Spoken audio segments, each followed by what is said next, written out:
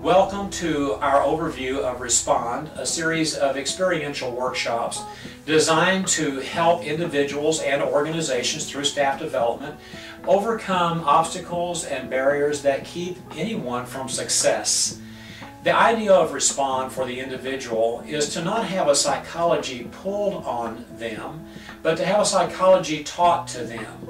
In simple, everyday language, we will be covering about 50 different models of philosophy and psychology, going all the way from the early days of Boulding and choices all the way to Sigmund Freud and today's modern cognitive behavioral therapy, including Albert Ellis's rational emotive behavioral therapy. Again, the purpose is for the individual to capitalize on their own strengths and to learn a new way of thinking, a new thought process, if you will, so that the person, the individual, can make the changes and choices that they want to make with their lives, not that someone else is making for them. Mostly what we cover is the framework in which to put tools that help us deal with coping with depression, coping with anger, and learning how to overcome and get ourselves onto the road to recovery if chemical dependency is the issue. And also, of course, to avoid relapse if that is the case. We'll be describing great thinkers of our time, such as the great Martin Buber, who brought to us the psychology and philosophy of I, thou, I, it. The late Albert Ellis, who is the father of rational emotive behavioral therapy, which of course is part of the modern day CBT, or cognitive behavioral therapy, that is proven to be so effective. William Glasser and his reality therapy. In choice theory, Alfred Adler had great ideas about the family and the birth order and what those things meant and how we interact with each other in our family and why.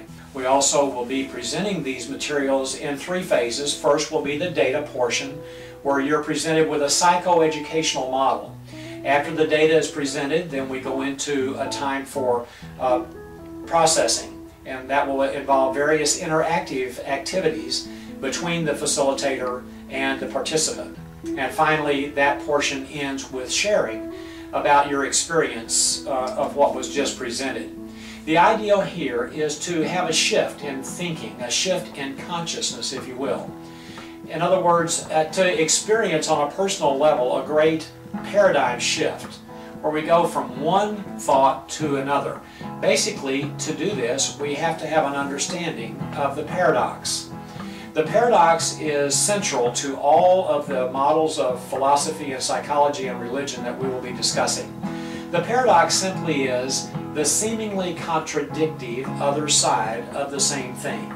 Some people just use the word opposite, and we'll get into the details of the paradox all the way through the program. We'll be working on developing a credo that is filled with rational thoughts, thoughts that are serving, thoughts that are positive, and void of the irrational thoughts that many of us have held that may be causing the problems that we're having in the first place. This is based on a philosophy and an idea of a 4-part solution.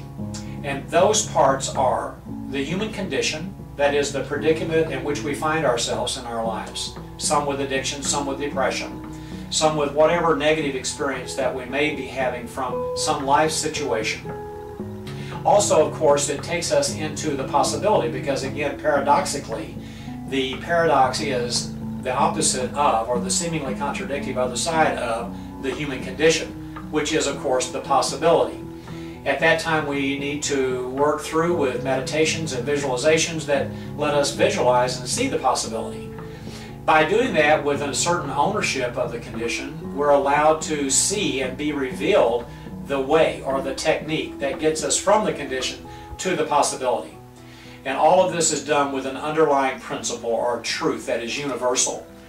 I'm going to be talking to you in detail about that human condition and about how to embrace the human condition in your life.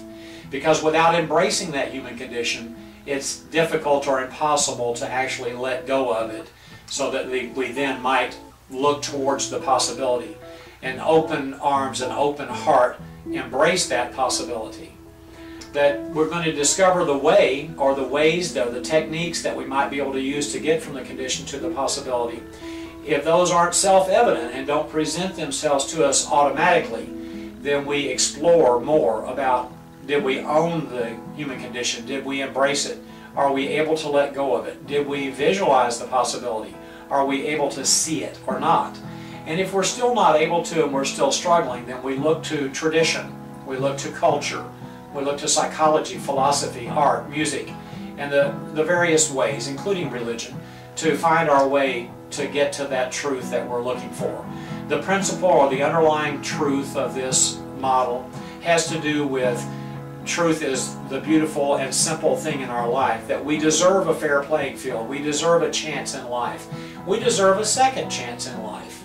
And so whatever the principle may be that applies to our situation, we need to acknowledge that.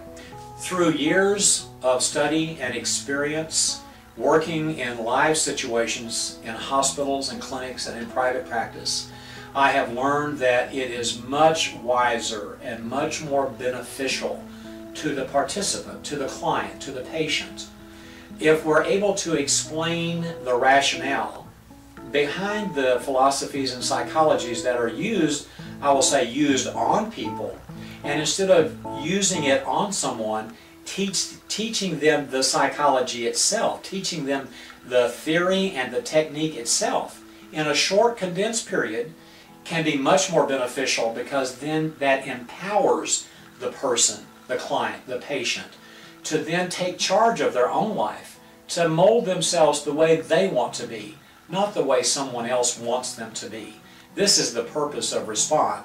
It is to get us out of being enabled by more tricks being played on us and put us into a position of empowerment.